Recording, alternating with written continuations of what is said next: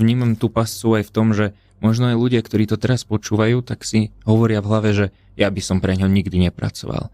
Ja by som to neurobil a tak ďalej. Ale toto isté si hovoria.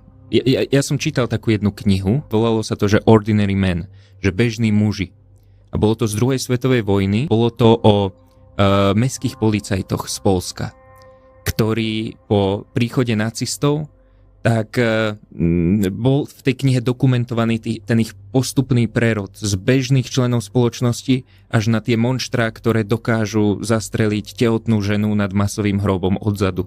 Áno. Čiže toto je tá psychologická pasca, podľa mňa, ktorá je v každom z nás, že každý má potenciál zapliesť sa do takéhoto niečoho, podľa mňa, za tých správnych okolností. To sa nedá tak povedať, že ja by som v tej situácii konal inak, že? Je to presne tak, ako hovoríte.